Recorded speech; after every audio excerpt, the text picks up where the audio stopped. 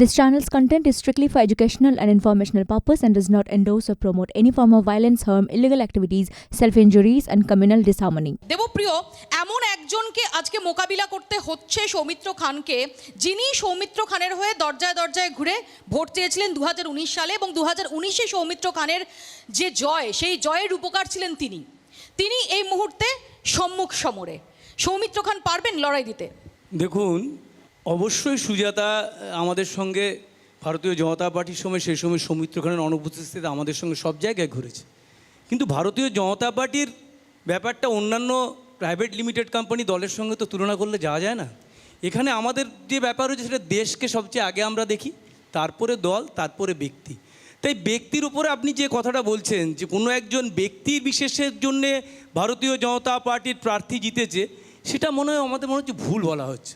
ভারতীয় জনতা পার্টির কর্মকাণ্ড সারা ভারতবর্ষ জুড়ে এবং তার আমাদের প্রধানমন্ত্রী নরেন্দ্র মোদীজি যেসব কর্মকাণ্ড করছেন তার উপর ভরসা করে মানুষ কিন্তু এটা যেমন সত্য, আবার এটাও সত্য যে 2019-এর লোকসভা নির্বাচনের সময় সৌমিত্র খান তিনি বিষ্ণুপুরে ঢুকতে পারেননি।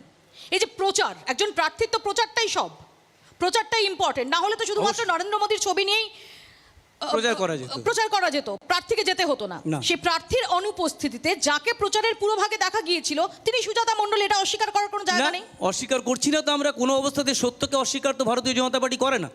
কিন্তু সুজাতা মণ্ডলও জানেন যে সেই সময়ে তিনিও কিন্তু বারে বারে বিভিন্ন বক্তব্যের মাধ্যম দিয়েও বলেছেন যে সৌমিত্র খানকে ঢুকতে দেয়নি তৃণমূল কংগ্রেস মিথ্যে কেস দিয়ে, যার জন্য সেদিনে সৌমিত্র খান ঢুকতে পারেনি। কই আজকে তো সৌমিত্র খানের কোনো অসুবিধা হয়নি, তিনি কি ঢুকছেন না? আমি এখানে পারিবারিক বিভাজনটা, সুজাতা পারিবারিক বিভাজনকে ভোটের ময়দানে টেনে আনা, এবং এক্ষেত্রে দাঁড়িয়ে খুব স্বাভাবিকভাবেই প্রশ্নটা উঠবে যে সৌমিত্র খান তো এখানে সিটিং এমপি, সেখানে দাঁড়িয়ে এই কেন্দ্রেই প্রাক্তন স্বামীর প্রতিদ্বন্দ্বিতা করার সিদ্ধান্ত কোথাও কি ঘরের কোন্দল, সেটাকে বাইরে টেনে আনা নয়? যেটা আপনি প্রশ্ন করলেন, আমার কাছে এই লড়াইটা কিন্তু আর ব্যক্তিগত লড়াই নেই, কারণ সেই লড়াইটা দীর্ঘ যন্ত্রণা, দীর্ঘ অত্যাচার, মানসিক নিপীড়ন যেটা আমি সহ্য করেছি সেটা বিজেপির কোনো নেতানেত্রীও জানে না। তাই আমি তাদেরকেও দোষ দেব না, কারণ তারা লড়াইটা করছে রাজনীতির আঙিনায়, স্বাভাবিক। একটা নারীর যন্ত্রণা তারা সত্যি ঘরের লড়াই কী করেই বা জানবে যে আমাকে কতটা অত্যাচার করেছিলেন উনি, যে রাত্রি 3:25 আমাকে বাড়ি ছেড়ে বেরিয়ে আসতে হয়েছিল এই বিজেপি প্রার্থীর জন্যই।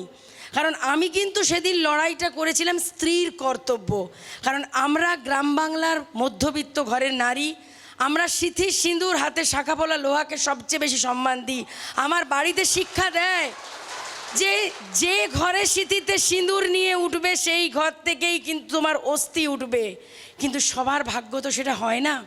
তাই এই একজন অপদার্থ চরিত্রহীন এরকম স্বামী যেন পৃথিবীর কোনো নারী না পায়। সুজাতা, কোথাও কি আমার এই লড়াইটা রাজনীতির লড়াই হয়ে যাচ্ছে না, বা ব্যক্তিগত লড়াইয়ে পরিণত করার একটা অভিপ্রায় রয়েছে না? না, আমি কেন বলছি, এই লোকটা আমাকে ঠকিয়েছিল পর্যন্ত ঠিকছে, কিন্তু আমার বিষ্ণুপুর লোকসভার মানুষকে, যাদেরকে কিন্তু সেই সময় আমি তৎকালীন যে দলের হয়ে প্রতিনিধিত্ব করেছিলাম, আমার বিপক্ষে যিনি আছেন বিজেপির তিনিও ছিলেন, তারা কিন্তু এটাও আমরা তখন বলেছিলাম যে বিজেপির প্রার্থী জিতে আসলে আমরা বিষ্ণুপুর লোকসভার মানুষের জন্য এই কাজগুলো করব।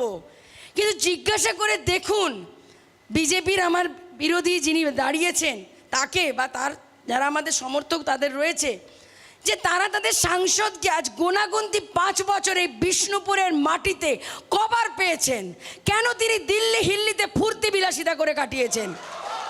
এবং আমি জানতে চাই যে তিনি আমাকে বঞ্চনা পর্যন্ত, অত্যাচার পর্যন্ত ঠিক ছিল, কারণ এই লড়াইটা আমার বিষ্ণুপুরের মানুষের জন্য।